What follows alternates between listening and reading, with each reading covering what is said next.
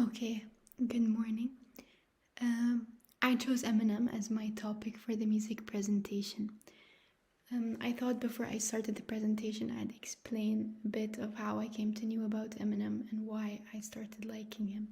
First of all, I never knew anything about him. My brother, however, he used to be obsessed with him, and he would know all his lyrics and he'd always be rapping them. But for some reason, I always kept my distance, and there wasn't a specific reason. But later on, I eventually decided to listen to his songs and I started loving them. And I think the main reason was because through all of them, he used to tell stories, and he still does. And they're very truthful, and it's because they're truthful that you can understand them easily and relate to them. They aren't this extravagant or exaggerated attempt to try to make something relate to listeners. They're just real and they still do relate, and this is why I started appreciating them. As a as a brief background on Eminem, his real name is Marshall Bruce Mathers III. He's an American rapper, songwriter, and record producer and actor. He was born on 17th of October in 1972 in St. Joseph, Missouri in the US. And he's one of the most loved, hated, adored. He's one of the most controversial, influential, and best-selling artists of the 21st century. He had a rough childhood, however. He never knew his father, Marshall Mathers Jr. He abandoned the family when Eminem was still a young child, and he dodged all of his son's attempts to reach him during his childhood. Because of that, he was always raised by his mother, Deborah Mathers, but through his lyrics, he has accused her of being addicted to prescription drugs as well as not being there for him emotionally. To make money for them, his mother never turned down a job, so they moved a lot between Missouri and Detroit, Michigan, spending a lot of their time in public housing projects. He would change schools 2 to 3 times per year, and that was the hardest part, and it left a strong effect on his personality, as he was always an outcast and he had no close friends, so he kept a lot to himself. When he was 14, he began rapping in clubs in Detroit, Michigan, and at age 17, he dropped out of high school and he was trying to make a name for himself in the rap and in the hip hop underground. Also, he had a long and a turbulent relationship with Kim Scott, his ex-wife. He and she constantly broke up and got back together when they were boyfriend and girlfriend. And even when they were married, they got married twice, they got divorced twice. But he did have one of his most beloved daughters, Haley, with her. And I'm talking about this because in a lot of his music, he recounts things from his life, and a lot of them are about the rough relationship he has had with Kim and the relationship he has with Haley and how much he loves her. So this is a time chart of his career events and achievements. His first independent rap album was named Infinite, and he made it in 1996. It sold poorly, but he continued to work some other jobs. He made Infinite because he was inspired by the birth of his daughter Haley to make a living as a rapper. After it came the Slim Shady LP.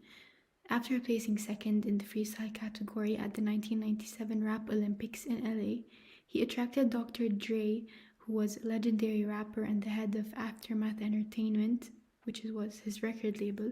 He attracted his attention.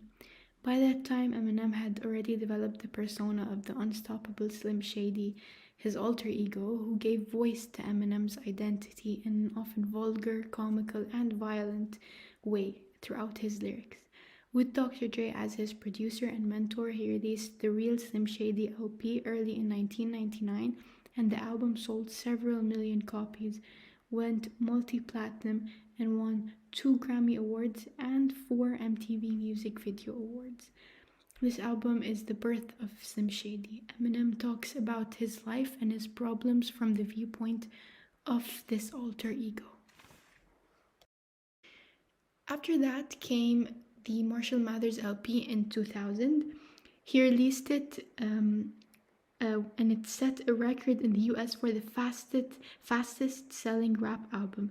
Its success brought more controversy to his name, though, with its profanity, glorification of drugs and violence, and its apparent homophobia and misogyny. However, the Marshall Mathers LP album did show Eminem's poetic talents and his emotional and artistic range, from manically funny to heartbreaking to explosively violent to self-critical songs. And also later on in 2000, he came to own his own record label, Shady Records, to which multiple artists, including 50 Cent, signed to and produced music under. Then came the Eminem Show in 2002 and Encore in 2004. In 2002, the Eminem Show was his new solo album, and it was another popular album with tracks which was highlighted by tracks like Without Me, Cleaning Out My Closet, and Sing for the Moment. And in 2002, his track "Lose Yourself" was all over the airwaves and in 2002 his track "Lose Yourself" was all over the airwaves, and it was granted the Academy Award for Best Original Song, as he made it for his movie 8 Mile. In 2004, Encore, it was a bit less successful, but it still contained popular songs like Mockingbird. Between 2004 and 2009, he took a long break because he was slipping into alcoholism and a drug addiction, and he also was going through his second divorce in 2006 with his wife Kim. But he managed to get over his addiction, a second divorce, and alcoholism in 2009, and he released Relapse. And Relapse had multiple criticisms leveled at it. However, in 2010, he released Recovery, which was a response to the criticisms aimed at Relapse, and he demonstrated his potent force as an artist through soul-bearing singles like Not Afraid and Love the Way You Lie featuring Rihanna. Recovery was a highly autobiographical attempt to come to terms with his struggles with addiction and experience with rehabilitation. Recovery struck gentler than his previous music, and it held a more inspirational tone. He said he doesn't want to go overboard with it, but if he does feel like he can help people who have been through similar things, then why not? Later on in 2013, he released the Marshall Mathers LP2, and it was his 6th Grammy Award-winning album. And in this album, he basically updated people on his life and how he finally merged Slim Shady and his real personality. Now Eminem and Slim Shady were the same person, and they weren't two separate personality aspects of him. After that came Revival in 2017 and Kamikaze in 2018. 2017's Revival, none of the songs reached top 10, but it did contain pretty amazing songs in my opinion, including River featuring Ed Sheeran and Walk on Water featuring Beyonce. Kamikaze, it kind of helped Eminem rebound from Revival, and in this album he revealed his extreme hatred and disdain for Donald Trump. And his last and most recent album is Music to be Murdered By in 2020. This is a 20-track album, and its title alludes to a collaboration between Alfred Hitchcock and film composer Jeffrey Alexander, and Hitchcock's voice appears through the sections of many of the songs within this album. For Eminem, he has done a lot of collaborations, for example, The Monster featuring Rihanna, Stan, which is one of his most famous songs featuring Ditto, Say What You Say featuring Dr. Dre. He has collaborated with numerous artists, both singers and rappers. Rappers, for example, like 50 Cent, Kanye West, and singers like Sia. And also he has been in several movies, All Access Europe in 2002, Shady Telez in 2017, and also 8 Mile in 2002, which is one of his famous movies. And 8 Mile was a semi-autobiographical attempt to kind of recount the story of when he was still working so many jobs to make meats and to make money, and also participating in rap battles and desperately trying to land a record label to make it in the rap industry, in the hip hop industry. Because Eminem was very known for his impeccable talent in rhyming and in writing songs, I thought I'd talk about his writing process and recording process, and more briefly about his rapping style and his technique. So this over here is actually a real paper with Eminem's lyrics on it. He tries to approach all of his songs in a different way than before. So if there's a song that he has made that in a way sounds similar to a song that he has released before, he tries to see in what way he can make the song different. And he says that he writes a lot.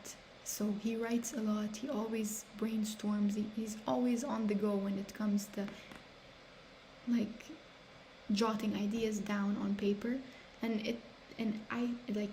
I think that apart from his extreme passion and talent and hard and smart work in his career, the fact that he always writes down, it's what helps him a lot with his writing and his creative process, and it shows throughout his lyrics.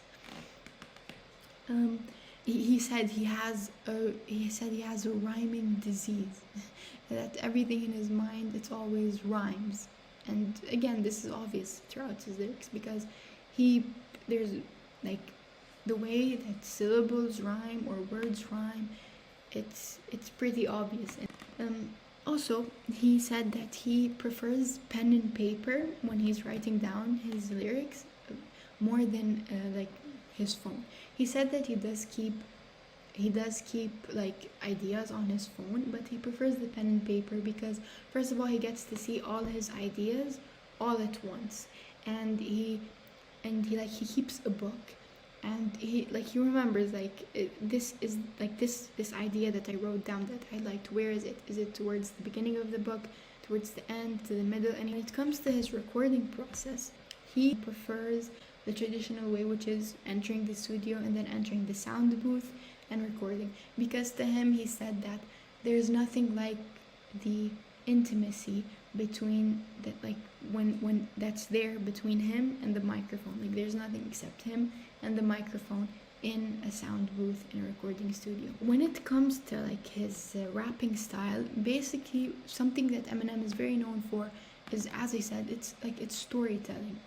All of a huge bulk of his songs, they're based on just stories. He tells stories with his lyrics, all while maintaining beautiful rhyme schemes and everything. But he basically tells stories. For example, his song Stan, it's about it's about an obsessed fan who suffers the consequences of his actions.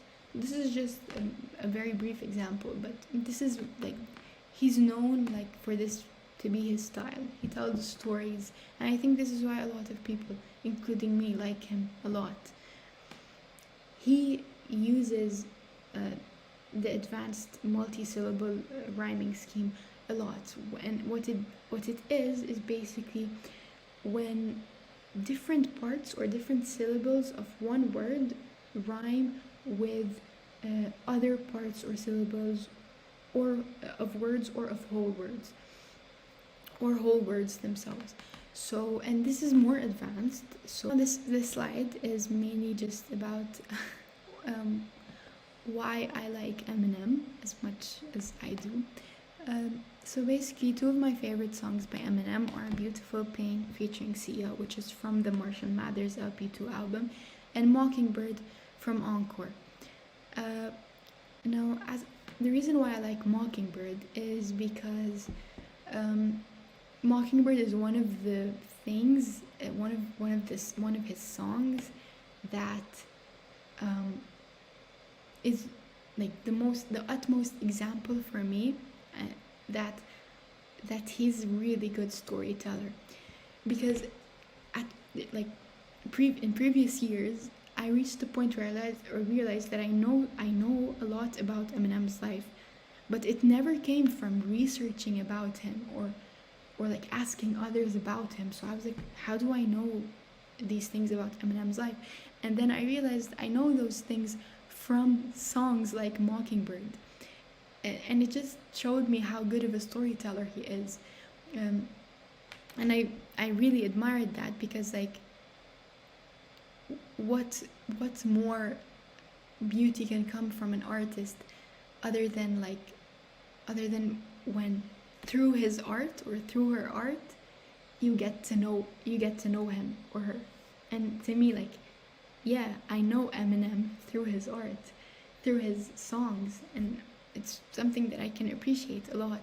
In Mockingbird, it's basically him singing to his daughter Haley, whom he loves with all his heart, and he basically explains to her that even through all the hardships that she's going through, with his rocky relationship with Kim, her mother, his ex-wife, and him always being on the move, trying to, make it in music and trying to make money for the family, and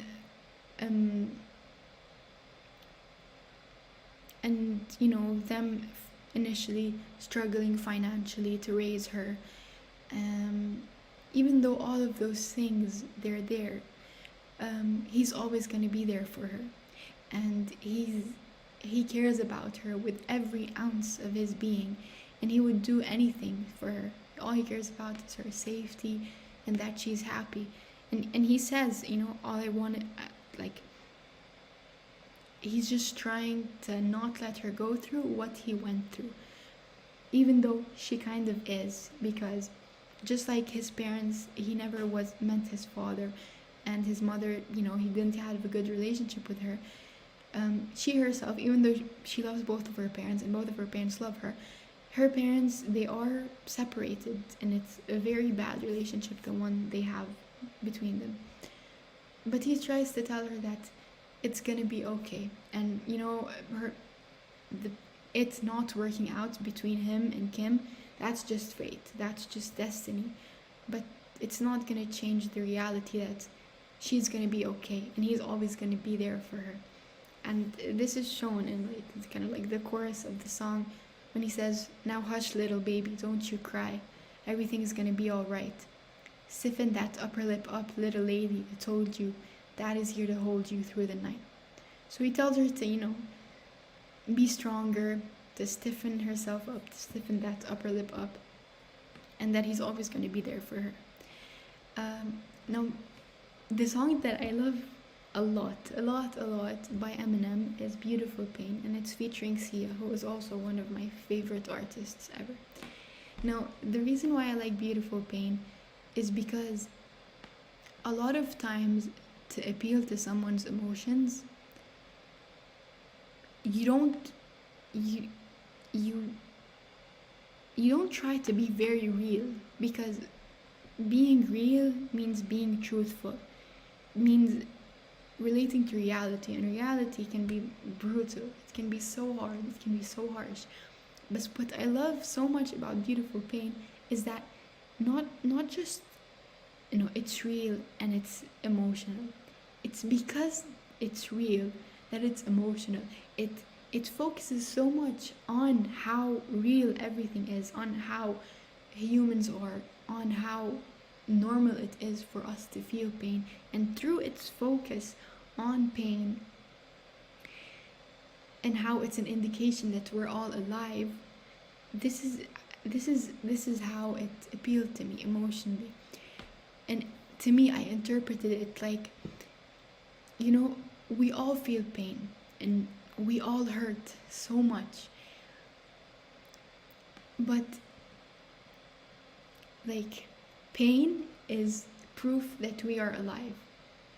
The day we stop hurting is the day we stop living, because pain is such a normal thing with humans. So like, if you're not feeling pain emotionally or physically about yourself, about someone else, then it's kind of like you stopped living. So even though pain, it's hard and it's hurtful and sometimes it's unbearable, but it's the purest indication to every single human, to all of us humans, that we're alive.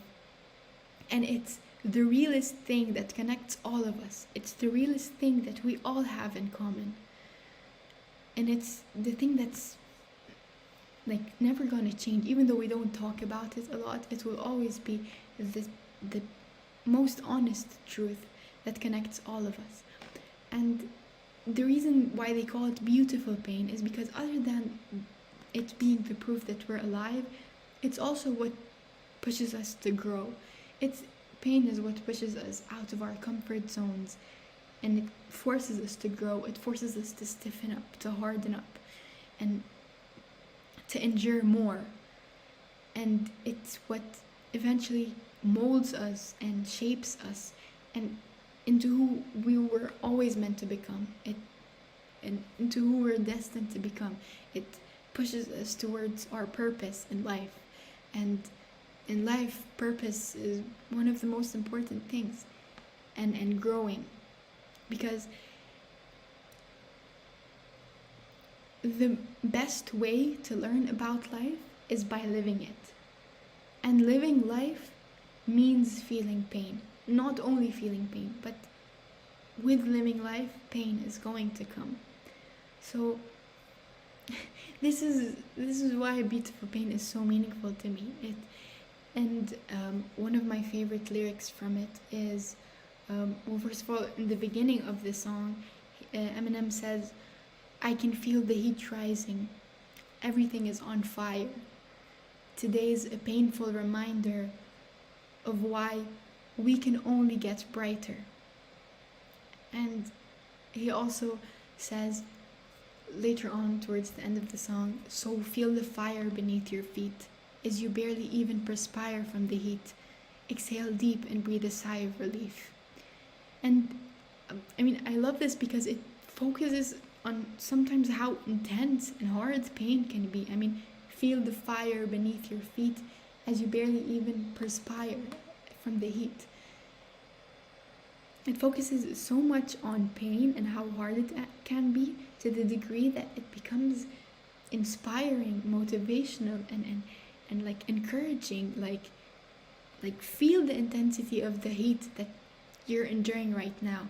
Consider it, take it into consideration, acknowledge it, and let it be your fuel, let it be your fire, let it be your proof that you're human and you're living, and you can take in more than you think that you can take in. You're stronger than you think you are. And this is a quote by him. "I didn't have nothing going for me, school, home, until I found something I loved, which was music. And that changed everything."